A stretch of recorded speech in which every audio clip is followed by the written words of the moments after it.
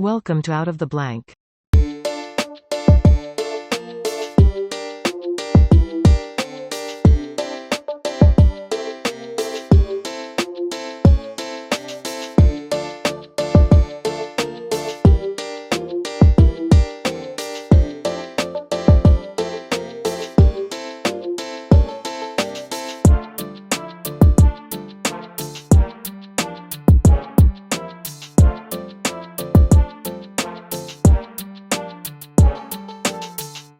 Welcome to another episode of Out of the Blank podcast. I'm here with Kyle. Kyle, it's a pleasure to have you on the show. Would you please introduce yourself for everyone out there listening? Sure. My name is Kiel Christianson. I am a professor and department chair of the Department of Educational Psychology at the University of Illinois.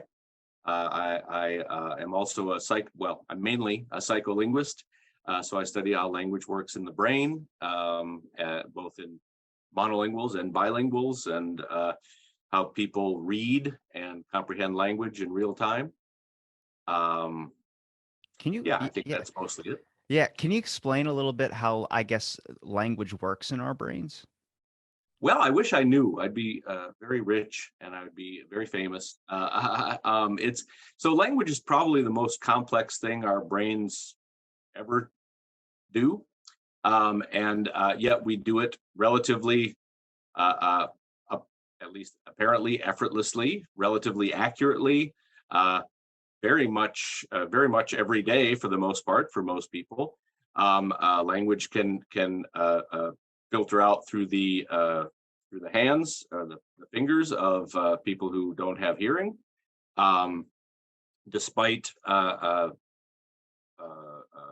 of social and environmental situations, and also physical situations that kind of would disrupt the typical channels for which language is acquired and then used. The human brain facilitates and accommodates almost all those situations so that people tend to acquire and develop language relatively well in the face of all these vagaries of the way the world works and things that can happen. So it's an extremely complex process. There's both input and output, so production and comprehension. And people who grow up in areas where there are multiple languages spoken, which is the typical situation in the world, there appears to be no limit to the number of languages that a child can develop relatively well, assuming there's enough input and enough chance to interact with speakers of those languages. So the brain does a really good job of language.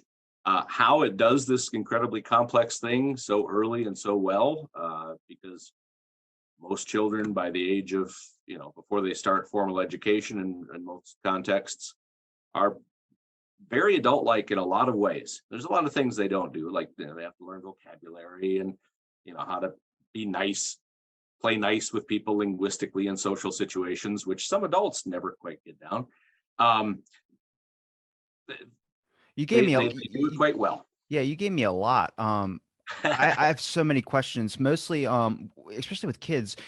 When it talks about kids, like they always say that learning a language at a younger age is kind of like they're like a sponge. They soak it up so much. And it's like, it's weird because with my nephews, like my nephew's 4, and he's already on like learning a second language. Like he barely even got English down, but they're starting to learn Spanish a little bit just because it's something that his parents wanted to teach him early. And I start going, it's weird how we say the brain doesn't fully develop until like you're in your 20s or something like that, but then the best time to learn language is when you're young. And it seems like it's not necessarily easier when you get older. It's actually probably a little bit more difficult. But then on the other hand as well too, when we talk about a kid that learns language, a kid is brutally honest in a lot of sense, mostly because there's no censor filter. I don't know how many times I was a little kid and I said something I wasn't supposed to say. We see videos of it all the time where a kid says a curse word and it's funny and we laugh and they're like, don't, you're incentivizing him to do it more. It's like, well, I mean, you're seeing a child say a word that only adults usually use. It's going to be kind of funny. And it brings into this complexity of like, and it also, you mentioned earlier about the way we hear things. You know, we are receiving information and our brain somehow spits it out in the sense of this is how your lips need to be to make this certain noise or make this certain vocal. And I've heard this from people who study bats, from using echolocation, to people who study computer algorithms to develop language or be able to do a chat bot or something like that. And everyone has their own like distinctive idea in this way of how the voice works, which makes it really fascinating because it is something our brains are able to do, but we necessarily don't know exactly 100% how. We just know we have different premises of how it gets there. And if we talk about hearing something and being able to repeat it, you see this with deaf people in videos. When they try and speak, it doesn't sound like they're really saying words. It sounds like that you know what the word they're trying to say, but it kind of sounds like they have no tongue. And it's like, it's interesting to me because it's like there's so many crucial aspects to what makes language in general, not just me being able to say these words and you being able to understand them based on our vocabulary, cognition, or something like that, but the aspect that there's, I guess, universal terms for them as well too. In other languages, yes, no's, there's maybe some slight discrepancies or differences, but overall, like it seems like a lot of people can really assimilate on one channel or one frequency and really come together to be able to understand each other and really make things work in a sense.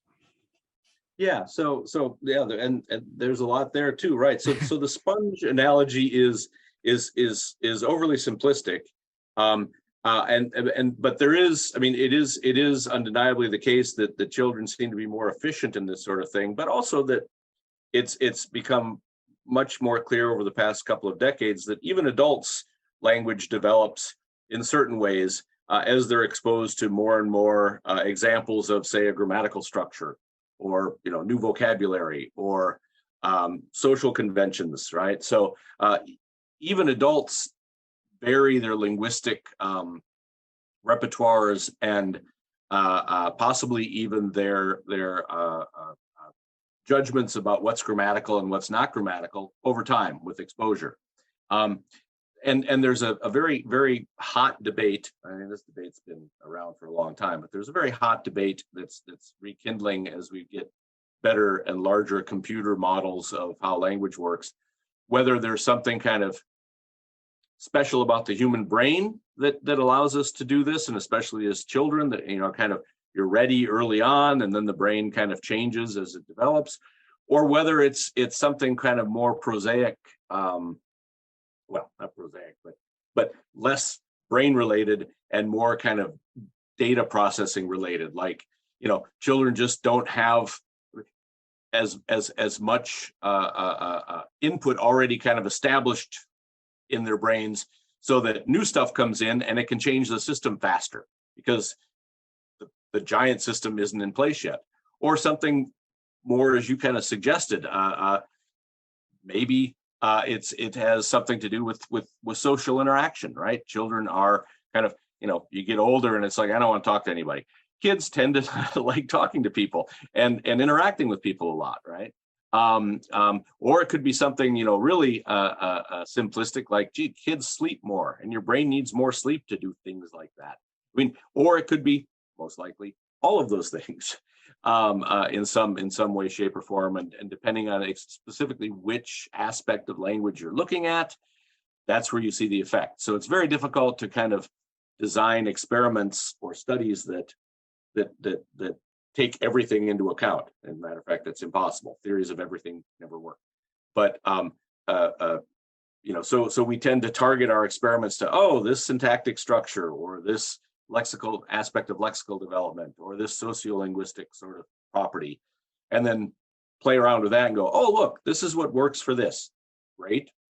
That's exactly what the experiments are designed to do. But only by doing kind of all of these things kind of at the same time and over a lot of time might we be able to kind of zero in on what allows the brain to do what it does. Yeah. What would you say that you would probably point fingers towards maybe the most focus when it comes to all the things that could complicate this scenario. I mean, it's a lot because immediately when you started saying it, I started thinking I would have thought environmental influences, like definitely things like how you grow up and how you like, I guess, are maybe if I was a kid and I read everything, Harry Potter, all these types of things. Now, I had really good reading skills when I was in school, but I never showed it because I have ADHD and I kind of just, wanted to slack off and just worry about playing video games when I went home. But when you gave me the task and people could see I could do the task, they're like, "Oh, he's not." I was put in this class where you had to read in this what we would call the slow kids group. So everyone would stutter on a page, and I would be already at the end of the chapter.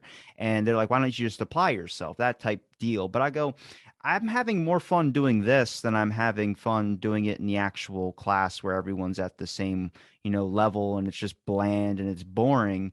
And I would have thought it would have been an environmental thing. Like maybe I would be more successful if I was placed in top elite classes or something like that to try and advance.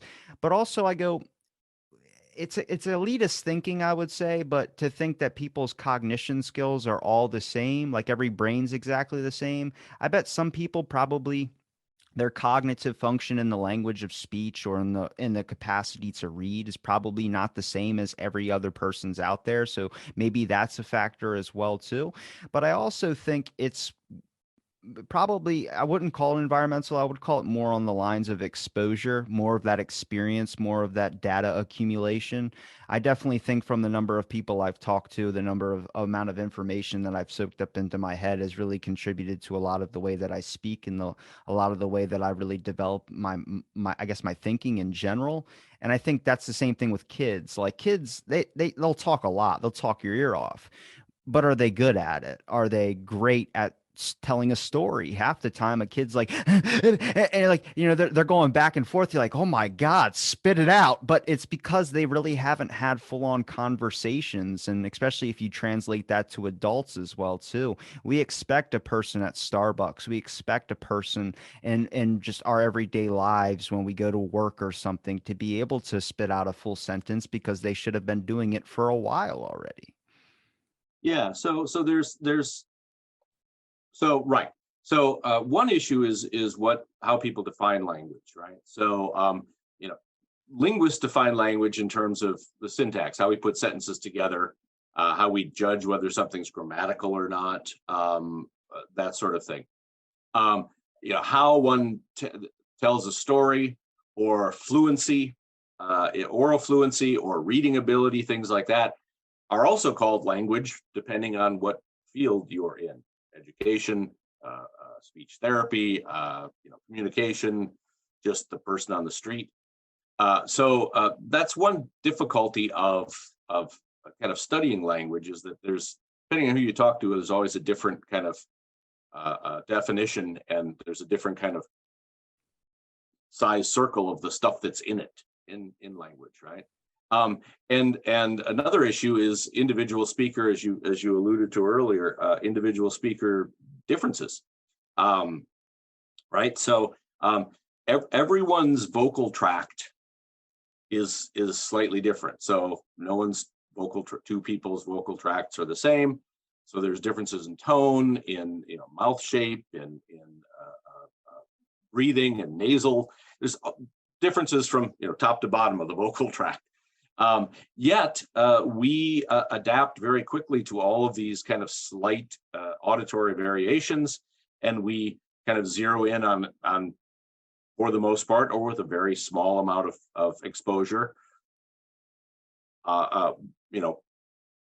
we ignore those things and zero in on the phonological, or the sounds that the person's intending to use. So there's a lot of things going on, right? In studying language, you have to worry, you have to think about individual differences, which are enormous, both in terms of physiology, in terms of cognitive things, and in terms of the way language works with other parts of the brain, like memory, like attention, like decision, all the areas of the brain, perception, all the areas of the brain that language has to interface with, irrespective of your theory of what language is and how it works. Whatever you think of that, because it's like I say, there's a big debate, and put me in a room with a bunch of other psycholinguists, and we'll all probably have different conceptions of certain things. But no matter what you think, the language has to work with these things, right? So in order to use a word, you have to remember at least kind of what it means. Or if someone says a word, that connects to memory. And there's one of the largest kind of ongoing debates is how much we anticipate what's coming next when we're reading, when we're listening.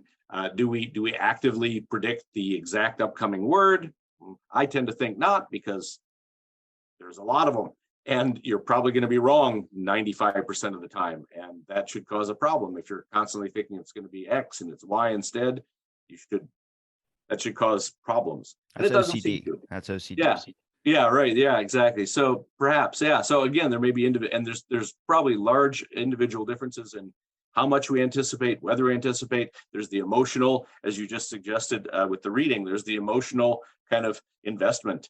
If you don't really care what you're reading, if you're not that emotionally or attentionally invested in what you're reading or what you're listening to, you probably do very little, I would think. But again, we don't know. Actually, some graduate students of mine, or now former graduate students of mine, and I just published a paper kind of speculating on what it means if the participants who are in our psycholinguistic experiments really don't care so much about the experiment, which is probably most of the people who are in those experiments.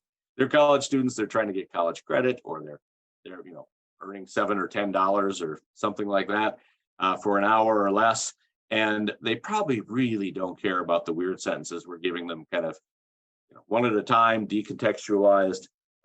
Yet we're inferring, that they're doing, full-blown language processing, which some of them certainly are, but maybe not all of them. And kind of reflected on what that might mean for the data in the experiments, how we might use that as a factor in the analyses, or how we might introduce certain tactics that might make people more interested in the experiments.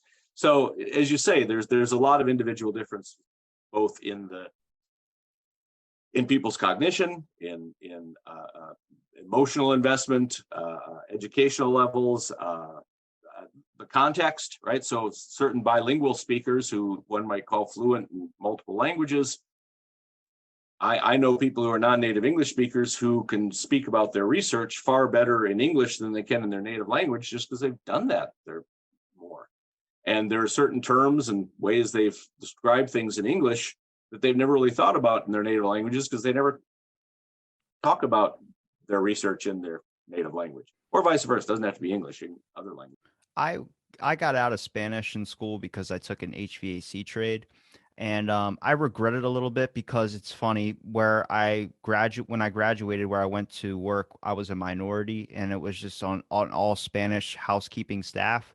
So like it was like, damn, this would have been beneficial to know this, so I could at least try and find that assimilation and that communication. Like we understood, like the head nods were kind of a way of communicating for a long time. And so I started picking up words, and I realized it's actually not super difficult to learn another language, depending on what that language is, for sure. But when it comes like Spanish, it was just about trying to get my brain to remember the phrases or remember the certain things. And eventually it just became like second nature. I think everyone knows what C is. I'm pretty sure everyone knows what no is, because that's like a universal term. But there's other things like gracias means thank you. I didn't need to take a class for that. After a while, you start getting to this point of like, it's just rewiring. It's trying to burn. I would say like it's like driving on the same road over and over again. You just eventually you learn it and you get used to it. But it's strange. Intellect, intelligence, the things that we base if another life has intelligent things. For instance, dolphins. Dolphins speak in different tones and clicks, which makes them think that they have accents, which then we deem as people saying that they're intelligent. And I brought this up with someone who studied bats. Bats have over 26,000 something different languages that they can speak between each other, but we don't base that intelligence off of anything, because they're just different clicks. They're different things. And I'm like, well, that's the same thing with dolphins. But apparently dolphins have accents, and dolphins have this type of repertoire that's similar to our language, which we deem as intelligent. And that's how we base our intelligence, where I just go, do we do that with people when they speak?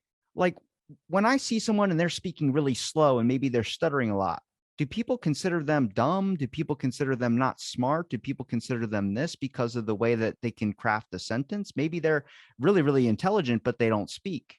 like mutes.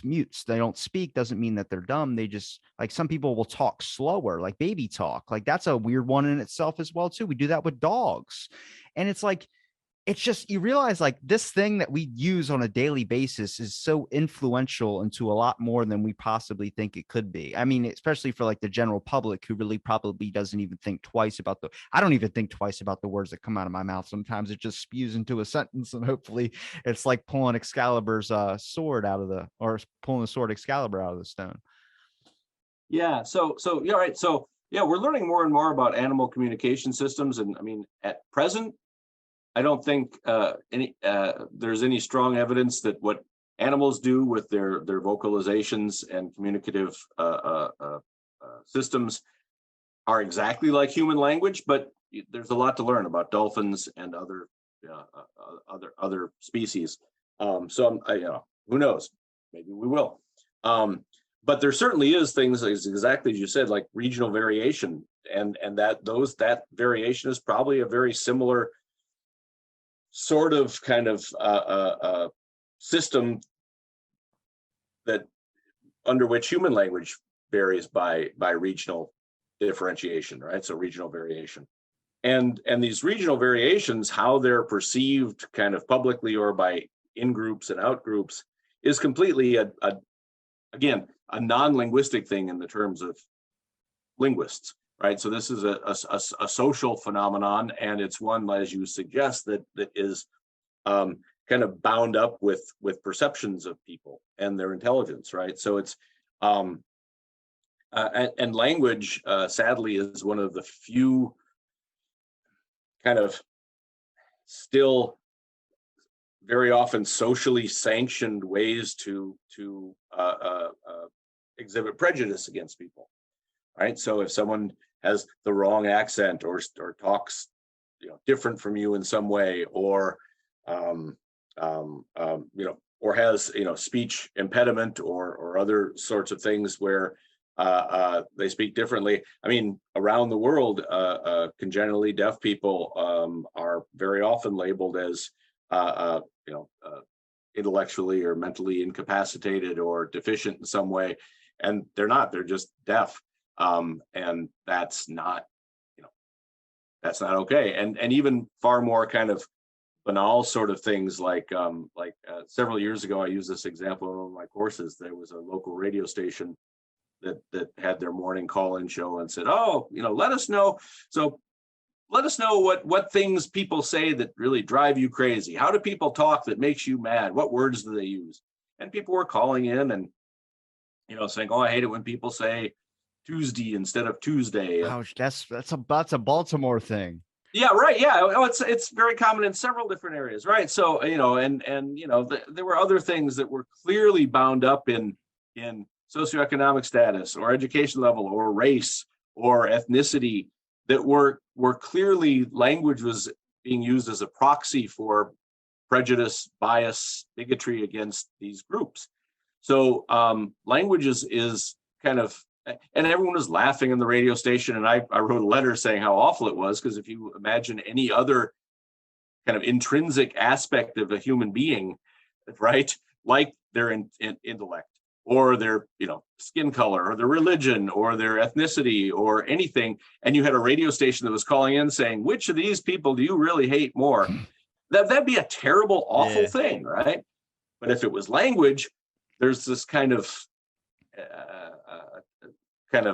elitist, the term you used earlier, kind of assumption that there's one right way to speak a given language. And we do this in English. People do this of all languages across the world.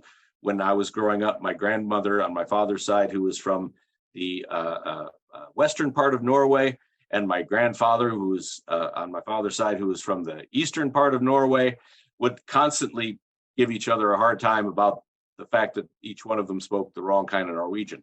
I mean, people do this around the world. They've been doing it forever, but it's still an accepted way that that we ascribe intellectual worthiness to people is based on their language, which is, again, from a linguistic perspective, really awful, because the system is extremely flexible, extremely sophisticated. No matter what language or variety of language or want to use the term dialect one speaks, it's all rule governed. It's all systematic. All human language is rule governed and systematic fundamentally. And if something sounds funny to you, the reason is you don't know the rules of that person's system. And that's why it sounds funny to you. It's like, listening to, I don't know, someone speaking, what's the language we can have? Vietnamese or something, and saying, "Oh, that sounds funny." Well, you just don't know Vietnamese, do you? Yeah. No, I don't know it at all. Well, that's why. Well, it's also it's tied in with our emotions. You're the way that our language works is like, I think people, when they say, why don't you talk correct, or why don't you talk proper, or use the proper vocab, I don't really consider them like a grammar Nazi. I think I look at them like, you're associated more with a certain way of talking. Like, I'm from Ocean City, Maryland. It's very close to Baltimore. But if you notice, and I've caught myself and guests and friends of mine have pointed it out, like, you don't say frustrating right. And I'm like, frustrating, it's frustrating. They're like, there's an R in there, it's frustrating. And I'm like, look, man, I don't know, it's just how I've always done it. But when I go see like my grandpa who's in Baltimore, his accent is from Baltimore. It's from the population that's in Baltimore. It doesn't mean that he's improper or he's incorrect or he's not using proper grammar. There's just an association depending on where you're from. If you're from a place where people say, and the Porsche was going into the driveway, like it's like radio talk in a sense. And I understand, my parents work in radio. I know when my parents are putting on their broadcasting voice compared to when they're just talking to me normal. There's a certain way where you morph your words and you do these types of things. And it's weird because I think that's also how we base how we like people as well too. There are some people where I hear their voice and I'm like, nope, and I can't do it. But then there's some people that I'm like, this voice, like a Sam Elliott, like, oh my God, like, I love it. I want it. That Morgan Freeman is the best example. He narrates everything and people like that type of style with his voice. That's not everybody, but it's how we associate. It's how we do multiple things, which brings a weird example where, if I go to Baltimore and I start talking to my grandfather for a little while, my voice will go to his voice, where the words that he says, the things that he would do, and I'll do it on accident with people from the South. You see people move to Australia. Next thing you know, they come back after a couple of years and they start talking like they're from Australia. You're like, where's your English accent? It's like, I lost it. And it's like, how do you lose something like that? And I wonder, this is like a question for you, which is your brain trying to associate and fit in, like, to things that are around it's a survivability aspect? That is probably a part of it, yes. So people who assimilate in terms of pronunciation and things like that to their environment. I mean, we all do that to some extent, again, because we're getting input. But one can kind of consciously resist it. So there are people who've been in a very, in areas like Henry Kissinger, for example, who've been in the United States forever, written books, ran government, did all sorts of things, but maintained a very strong German accent. Still does. I think he's still alive. I think he's still alive. Anyway, and possibly on purpose to sound educated, different, the foreign expert sort of thing, right? But sometimes people assimilate because they want to fit in, or they enjoy it, right? Or it's extremely useful. Like I'm originally from Minnesota, and y'all is not something that's in that region of American English. But it's a super useful thing, because if we say you guys, that sounds like it could be gendered. It's kind of, two words, but y'all and all y'alls and y'alls and all that kind of stuff, really useful to have. And so, if someone kind of moves from Minnesota to the South and starts using that, it could be an assimilatory sort of, oh, I want to fit in. It could also be like, wow, this is really handy to have in my language. I appreciate that, right? So again, lots of different reasons. They could be emotional, they could be cognitive, they could be social, right? It could be survival. So learning a foreign language, if you're dropped into an area that you don't live, like you're a Peace Corps volunteer or something like that, and you learn the language a lot faster. my daughter studied abroad in Kenya a few years ago, and her Swahili got very good very fast compared to her Spanish studies in high school, where she studied far longer, many, many more years, and had trouble with a sentence or two. But within a few weeks, she could chat with tuk-tuk drivers in Kenya in Swahili, at least tell them where she wanted to go and what she wanted. So it makes a difference. That's assimilation too, and survival sorts of things, as you mentioned. What do you think about when this might be more of a grammar question, but what do you think about an aspect of when we cut down our words? Like people, a lot of times when they speak, they choose to incorporate, even though they know they can include more into a full sentence, they still know you're going to understand what they're talking about, even if they shorten it by a couple of words. Like got to go or I gotta go was changed to got to go. And it leads into another question, which is the whole drive with social media adopting our words as well too, the way that we choose to communicate being a new form of social media. Do you consider that a positive or a negative? That's just typical language development, right? So, I mean, not only is kind of the form of language probably constrained by the way the brain is organized and built, human interaction is constrained by both cognitive and contextual things. So the cognitive things is memory, short-term memory. What did this person just say? Right? Attention, perception, right? So languages tend to develop so that sounds and other things in the language, I won't get into too much detail, but that are too similar to each other have to be separated by something else, because otherwise they're hard to perceive. Like stress, for example, or certain phonological distinctions, hard to perceive. So they tend to, as languages develop over time, these tend to be pushed apart so that they're easier to differentiate. And also non-cognitive, so time, right? So time is short. There's a lot of stuff going on. We try to speed things up, or you've only got 240 characters in a tweet or whatever. So there are kind of contextual constraints as to how to fit something in, right? So that's generally how languages develop to fit those spaces. And again, language is super flexible in certain ways, in a lot of ways, and the brain is also very good at kind of multiple paths to getting to the same thing. This is one reason why I'm kind of, one of the things I'm interested in is the relatively infrequent, but surprisingly more frequent than we might think, times when language comprehension in particular is kind of not exactly accurate. So when errors are made, and in some of my research, we find that people make errors in certain ways in comprehension, and by and large, it doesn't really matter. They come away with a coherent, plausible sort of message, which they're very happy with. And only later on in the context, if that interpretation kind of conflicts with something that comes later, do they bother to worry about it. And sometimes that happens in real life, sometimes it doesn't. But by and large, people like to get to a coherent, plausible interpretation as fast as possible. And then they tend to stick with it,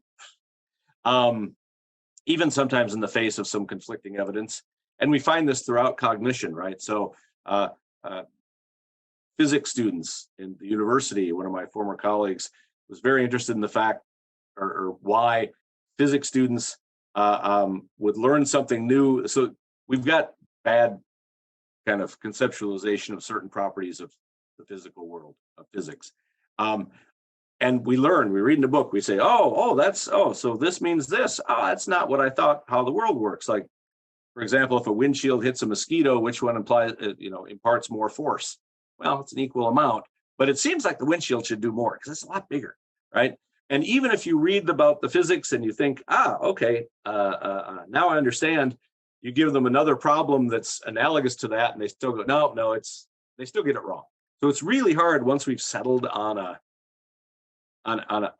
coherent, plausible representation of something about the world to jettison that and change it. right?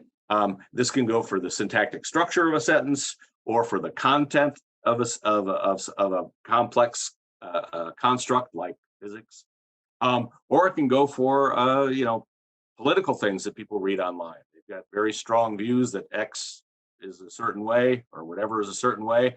They read evidence that contradicts that very unambiguously. No, I still don't believe that. I still believe this other thing. So it seems to be something across different parts of cognition that once we have a stable representation of things, it's very difficult to move off of that and rework something, which may kind of be related to the idea that children are kind of more efficient at learning new languages because they've got less of a stable representation of things, including grammars, and they can shift stuff around a little bit and then categorize them into the right languages better than we can, as opposed to us old people who say, I know how to say it in one way, that's enough.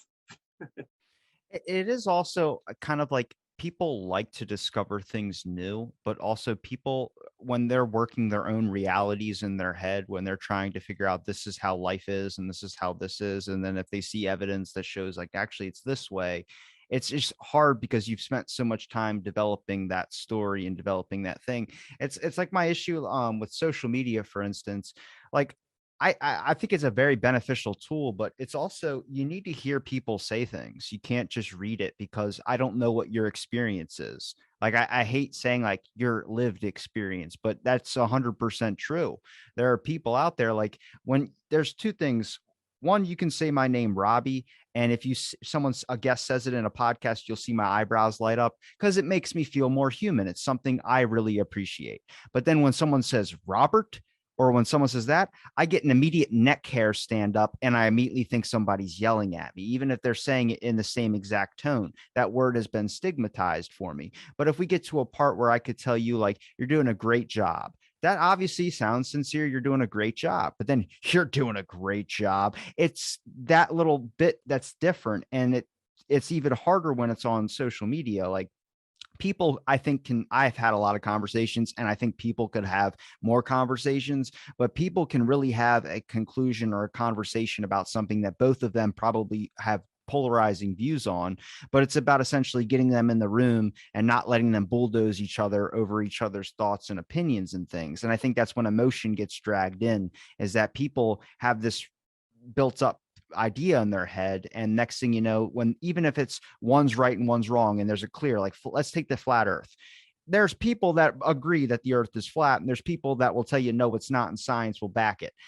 Now, we know who's right, but at the same time, if they talk about it and they start kind of understanding each other's perspectives in a wholesome way, not just in a debate, which is difficult to do if you're on like Twitter, for instance. And I get it, but like so many times somebody would be like, man, I love this episode. It's like, awesome. And then someone will comment like, there's some things you should have added. I immediately go, what the hell? It's free content. But it's not necessarily they were being mean in that way, but that's how you perceive it, or that's how you take it. And it's like, just makes it like a minefield to walk through.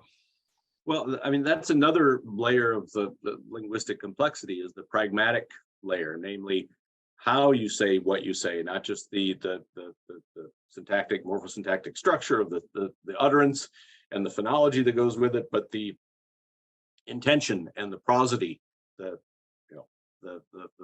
stress patterns of the word, the invention of manners, saying exactly, manners, right, which are also culturally determined in certain ways, right? So that pragmatic aspect can be really difficult, and that whenever I've lived in other countries, that seems to be the trickiest part for me. The languages never seem to be so much of a problem, but I would always offend people unintentionally because I got the intonation wrong, or the wrong word at the wrong time, or the wrong honorific to the wrong addressee, and these little things that are so culturally determined are extremely difficult. And as you say, on social media, the prosodic or the stress, so what are you doing versus what are you doing versus, oh, what are you doing? Kind of, all of those are very different, and none of them come through in social, in writing very well, unless, with the exception of calling back to say Morgan Freeman, who you mentioned earlier, and other voices. One line of my research is looking at inducing people to imagine actual voices, either people they know or don't know, or people they've been habituated to the voices of, while they read. And because when people read naturally, we impose a kind of a default prosodic contour. Janet Fodor and others have shown that over the years. But you can kind of induce people to imagine specific voices, say faster or slower talkers. And we find that if you're imagining the voice of a faster talker saying something versus a slower talker saying something, you actually read the faster talker thing faster, even if it's the exact same sentence, but you're imagining one voice versus another voice, you read the faster talker faster. And the slower talker, you read what they said more slowly. And also we've got a bunch of evidence that suggests that by imposing that prosodic or intonational contour on what you're reading, as if someone's actually saying it, you can disambiguate certain things. You can understand. It allows you to kind of build a more robust syntactic structure, so that ambiguities or difficulties with who's doing what to whom become easier, because they're tied into the vocal thing that you're just imagining in your head, but it's there. Yeah. That you literally kind of said my joke I made a while back. My joke was, imagine if you could make a wish to make the voice inside your head any voice in the world, what would you have it be? And I go, it would have to be something that was enjoyable, but not so enjoyable where you would just never want to stop hearing that voice speak. But at the same time, you wouldn't want it to be annoying, because then you wouldn't be able to live with yourself if you had this annoying voice. And this long kind of joke that I had turned into this thing to figure out that the actual voice that should be inside of your head is the default one, the one that is kind of similar to your own. Because for me, I don't know about anybody else, but if I'm reading something and I'm saying something, it's my voice, but it's not this voice that I'm speaking with. It's my voice just in the way that I think how mine sounds. And that's the one that you're close to. That's the one that you would probably be able to relate to the most. But why do we conjure up a voice in our head? Why do we have this type of, is that something that deals in the same realm as the way we speak? We can easily verbally outsay our thoughts, but when we have this thing inside of us, sometimes people even talk to it. Don't talk to yourself. It's crazy, but some people do it. They like it, and it helps them balance out some things. It's just weird if you answer back. But people will, have this conversation in their head. And I go, it's like the same thing as practicing your conversation skills. If you walk into a mirror, we pick any president, or if we look at any president through history and say, well, he was a good president, he was a good speaker. That's a label people put on people. Obama, great speaker. When they talk, it's the way that they say their words. It's not too fast. It's not too slow. It's the emphasis on the words that they use. Me using this pitch frequency changing on certain key words impacts more onto the sentence. And it's like these small things where you realize oh, if you talk in this certain manner, you can come off very professional or very serious, but it's the same language. Someone else could just say that, and it would not have the same impact as the way that person had just said it, with the tones and the pitches and the frequency and whatever you want to say that it's incorporated in there. It makes the information even soak in sometimes a little bit easier. Mm-hmm. That is very true. So people studying foreign languages or very difficult content, say physics, for example, very often report, reading a text in the other language or about the content and imagining their instructors or teachers or professors' voice while they're doing it. And it helps with the accent in the foreign language, or it helps them walk through things. Sometimes people will read out loud a little bit, or in extremely difficult contexts, move their lips a little bit, which educators tend to frown upon, but undeservedly so, in my opinion, because that sort of kind of internal vocalization does help sort out information, does help maybe all the way down to the syntactic structure, the grammar of the sentence, kind of making sure that structure is fully kind of entrenched, and the information then that's derived from it accurate. And your own voice, some people are really good at that, like imagining their own voice saying something, because they've maybe like you do. I'm sure you've heard and seen yourself talking a lot, given that you've got a podcast. But a lot of people haven't, right? This is why, a lot of people, if they hear their voice recorded on a, I don't know, people don't have answering machines anymore, but like a voicemail kind of thing, or they get on TV or something, like, oh my God, do I sound like that? Because we have a lot of trouble hearing our own voice, because what we hear is resonating through skin and bone and fluid, and we're hearing it internally, and that's distorted, right? So the way we sound to ourselves in our head is not the way that other people hear us. And recordings are, faithful to an extent, depends on how good your recording equipment is. So imagining your own voice can be a little tricky. I think that's why it's sometimes, I think it's easier in a lot of cases. You mentioned Harry Potter earlier. It's easier in a lot of cases to say, imagine as you're reading a Harry Potter novel. If you've seen the movies, you hear Daniel Radcliffe's voice as he's talking in the thing, as opposed to the other characters. I haven't read Harry Potter, so I can't list off all the other. But right, so it's easier to imagine that voice because you've heard that externally than your own voice saying those same lines, for any number of reasons. One of which is it can be hard to imagine your own voice for a lot of people. Well, this might be a weird question, but do you think that imagination is more important to vocal, or just, I guess, linguistics, or would you say that knowledge is more important? I'm only giving you two options here because I go to the imagination aspect, because how many times are you on a phone conversation with someone and you don't know who this person is? You just pick up the phone or something, some random telemarketer. If it's not an AI machine, you're trying to think what I mean, half the time I'm on the phone with someone from like my cable company about my internet being off, and I'm like trying to think, what does this person look like? I'm trying to imagine it in my head. Now, what about just knowing it beforehand, or knowing what this is the person I'm talking to, so I immediately can picture it then? Where I start wondering is more of an aspect of our social, not maybe our social skills, but maybe our language development, or just our language power is more connected to the aspect that links in with our imagination, our creativity, or does it link in with the aspect of the knowledge that we have? I mean, it might go back to that debate thing you were talking about earlier about where does this thing kind of side? And I think both parts probably play crucial. I just wonder if it's the same in every single person. I think my imagination 100% plays way more into my language than it does with knowledge beforehand. Now, I will soak in information and I will repeat some of that information out there. But even with my show, I just imagine I'm saying the right stuff when I do a recording or when I'm editing, because I don't listen to myself. I literally edit out my parts where I can't hear it when I'm editing. I only edit the other person, and then I don't listen to my own show. So a lot of it, I just assume that generally what I'm saying, it's not idiotic at times, but it's also intelligible in some sense. So maybe that's my imagination.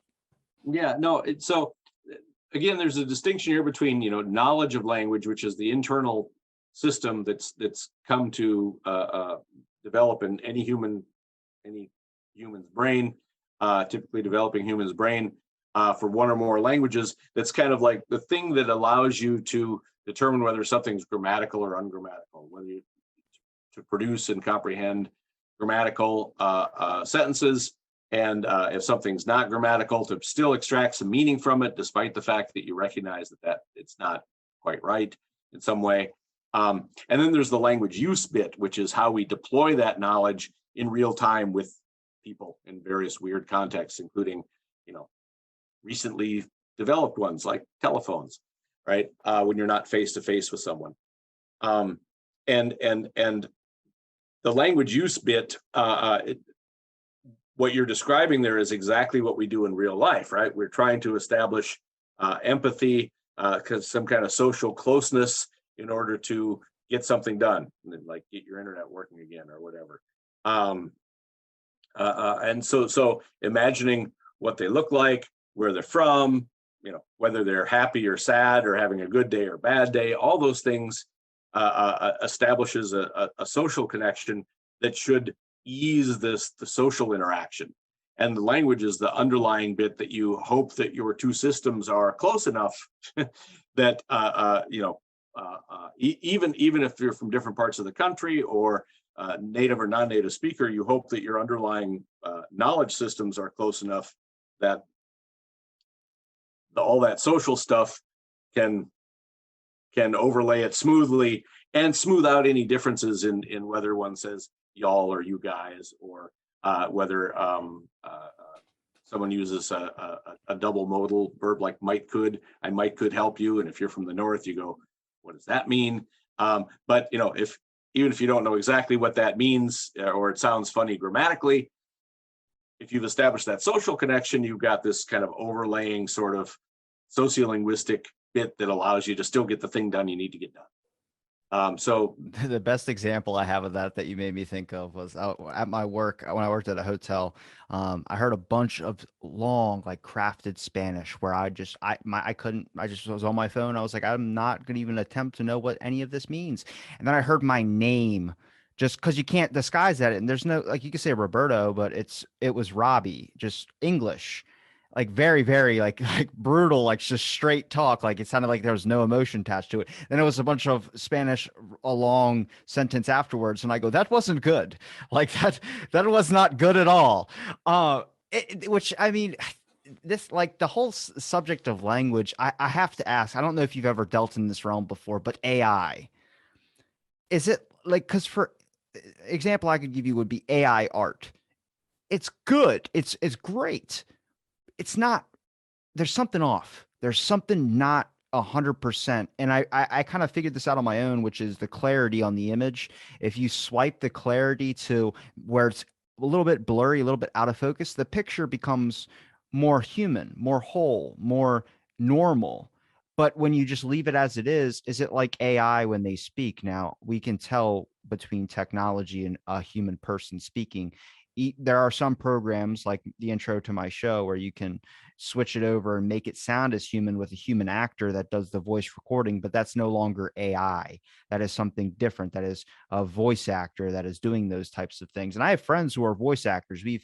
I've talked to him about how people actually prefer this voice, which is the one he always uses, and he actually never really accesses his normal voice anymore, like having these moments where he might forget what he actually sounds like or talks like, and he gets so hooked into this type of thing. And it's like, yeah, that's a weird thing. Do people like your real voice, or do people like the voice that you put on? But then when we go to AI, is that something that we're ever going to get used to the point where we wouldn't be able to distinguish? Could you make it that accurate to do that? I don't know. The only AI that I've had any experience with, and it's been very, very little, is with the grammatical bits, less the voice stuff. I don't do a lot of voice work with auditory perception and things like that. With the grammatical stuff, so there are chat bots and things like that can be good. But things like translating between language, so automatic translation and things like that, some are can do certain things. AI generated text there's very kind of prescribed narrow contexts in which AI programs working over giant corpora or bodies of like 400, 500 million words of a language can produce text that sounds pretty okay, but of course it's pretty dry. So like, there's an AI line that will read articles and write an abstract for a given article. And they're not bad. They're not great, but they're not bad. And there are automatic AI informed parsers that can map out the grammaticality of incoming sentences. But as soon as you give them kind of difficult sentences of the sort that we may use in a psycholinguistic experiment, they fall apart pretty fast. So if you give them a sentence like, the horse raced past the barn and fell, they fall apart just like humans do, which is maybe okay, right? So when you're talking about AI, you've got two very different questions. You want it to act like humans, in other words, to make the same errors that we do, because we do. So that sentence I just said, the horse raced past the barn fell, that was a Thomas Bever sentence. It's called the Garden Path sentence from 1970, I believe. And it's a reduced relative clause, namely the horse that was raced past the barn fell. That was, you can drop out in standard American English and other varieties of English.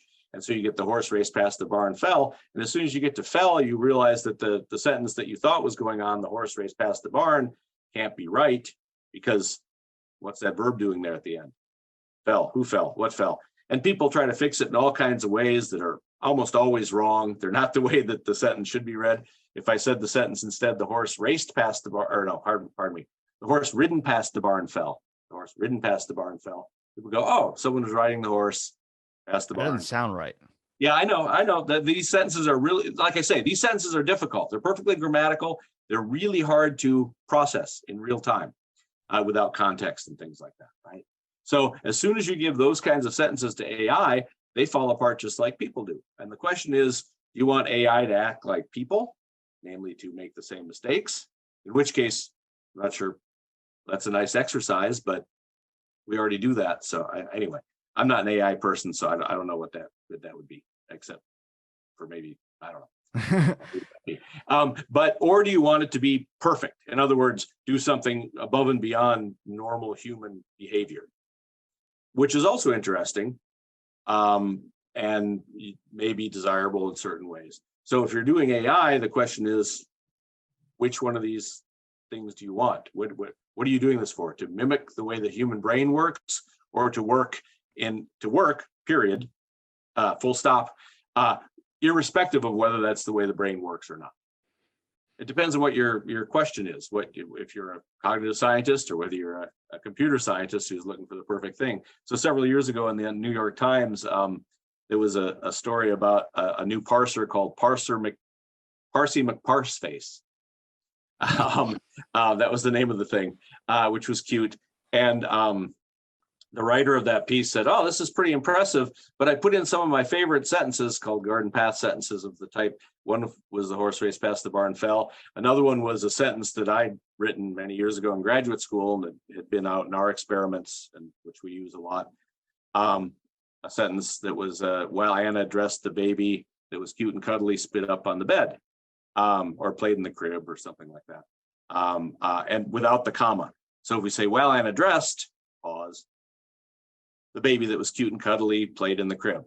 And when people read that sentence, almost all the time, they say, oh, well, Anna dressed herself, the baby played in the crib. If you leave out the comma, as people very often do when they write, you get people dressing the baby. So Anna's dressing the baby, and then you get to played in the crib, and you go, what play? Oh, the baby played in the crib. So you get this representation where Anna's both dressing the baby and the baby's playing in the crib, which may be fine. That might actually happen. All right.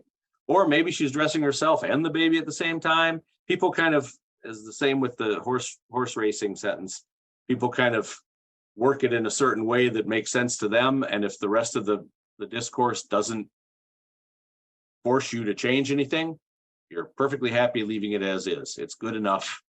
So let's just move on with life. And we've got a theory of syntactic language processing that's called the good enough theory, namely that people are generally okay not having a specific exact representation of the language they get, because it takes a lot of cognitive computational work, and we don't have time or capacity for that in a lot of cases. And as long as it makes sense and it fits broadly with the way we think the world works and the conversation is working, it's good enough, and we move on. The importance of a period in a sentence where it might need a period, just as like saying going to store, get groceries, can be you're going to the store to get groceries. Or it could be, if you put the period in, going to store, period, get groceries. So are you telling me I need to get groceries? I'm curious now. Like people start assuming different things. The reason why I brought up the AI thing was because there's two pathways, like you were mentioning. There's two directions. One, do you want it to sound similar to humans, or do you want it to be the answer, the perfect thing, this thing that we expect intelligence, or this thing that we created to do for us because we possibly can't do that? That's Stephen Hawking's. Stephen Hawking's left his voice like that with the computer speaking that way. He could have modulated it in any other form to make it sound more normal, but he thought it made it sound more intelligent. Then you get to the aspect of people that have a severe disease where they use a computer to talk, and they want it to sound as normal as possible because they want to assimilate, fit in, or they feel like this makes that more normal. It doesn't, that's just ideology we put in our own heads, but that's what people want. So there's two aspects of roads with that, and it's just interesting because, like, I don't know, if you had the ability to lose your voice, I mean, would you want it to sound similar? Would you want to sound like something different? I mean, there's technology that's going in this direction when it comes to people who use the thing on their throat, which we haven't even fine-tuned. That little technology device is the same exact thing it's been since it was created. They haven't even bothered with it because not a lot of people deal with that issue. And you start realizing where we start to make fixes or corrections on things that would be easier on us is when it affects more of the population, when more of the things. And I learned this by talking to people from overseas in Switzerland or in something else. They always know English. And they'll send me an email that'll be full German. And I'm like, translator. And then I sent them an email back in English, like, sorry, I only know English, but I appreciate you working with me. And they realize, yeah, well, this is something we're taught over here in grade school. And I'm like, so English is a universal term that the world agrees upon. But that to me is a little bit unjust in a sense of like other people have to learn our languages and we don't. I mean, we can learn Spanish or French, sure, but we're not learning like Russia or we're not or Romanian or Bulgarian or all this. And it was interesting because at my work, we got Romanian and Bulgarian students. And I would be like, each day I would hand them a piece of paper and say, write 10 words in Romanian or Bulgarian, and then write the English definitions beside them so I can help speak. And the normalization began, which was on the radio and someone was dealing with a problem and they couldn't understand what you were, because even if they know a little bit of English, trying to understand it through a device for the first time without seeing like the lips move, it's very, very difficult. So I would hop on the radio after someone was yelling at someone to do something, and I would say the exact same thing in that language, and they would understand it and do it. And it was like that little bit that made this difficult situation run smoothly. Yeah. Yeah. No, I mean, decisions about which language is, given the operating language in a business or across international relations, or even decisions about whether you call something a language or a dialect are all purely socioeconomic, sociopolitical decisions, right? So there's no linguistic difference between languages and dialects. It's just languages, the speakers of languages have more power. So that's why we call them wordsmiths. Right. Yeah, exactly. Yeah. Right. So, those things are just purely, it is unjust. It's simply, a matter of sociopolitical, socioeconomic, dominance. And language gets drawn, kind of pulled along there and imposed. There was something else you said I was trying to think of. I did rant for a little bit. I'm sorry. No, there was a really interesting point in there about about the technology. Yeah. The little thing you put up to your throat makes you. Yes, that was it. Thank you. Yeah. So and again, these kind of non-linguistic influences on understanding how we process language and how language operates in the world are also constrained by habit. By financial concerns, like developing a better one of those devices is expensive. The one they've got works well enough, kind of thing. But there could be much better ones. But who's going to pay for it? Who's going to pay for them? Who's going to, all that, and also habitually, right? So I mean, we're still using computer. I'm pointing down here to my computer keyboard. We're still using keyboards that are where the letters are arranged according to the way that manual typewriters were developed. And the reason the letters on the keyboard are in the pattern that they're in is because if they weren't kind of scattered around in this weird way, people would type too fast. And that's not a problem now. When manual typewriters were first developed, the first keyboards had the letters in the right order, and people typed too fast, which was a problem because the arms where the letters would go up and get tangled and they'd get jammed. So people typed too fast, the arms would get jammed. You have to pull them apart, type too fast, jammed. So they spread the keys out and the letters out into this weird pattern that slowed people down enough that only the fastest of the fast typewriters and manual typewriters would still jam up the arms now and then. But most people were slowed down enough that the arms wouldn't get jammed so much. Of course, jamming the arms of the manual typewriter is not an issue anymore. So there are, so like world record typewriter people, typists or keyboardists can use either the standard typewriter keyboard or the one that's organized either by frequency or by order of letters in the alphabet. And if you've practiced that, you type a lot faster. So but your speed doesn't count for the world record anymore because you're cheating by the fact that things are in the order that make more sense now. But we keep them in this order because of manual typewriters. That is the dumbest. I mean, I get it with the typewriters, but with computers, it doesn't make sense anymore. Nope, it sure doesn't. But we're people ingrained. Learn that, and that's what you do. We're ingrained as a society to accept this. I just know WERT, W-E-R-T. Those are the four at the top right there. I don't know why that always sticks out in my head, but that's interesting. I never knew that about typewriters. I know so many people that work in like office spaces that type faster than anything I've ever seen.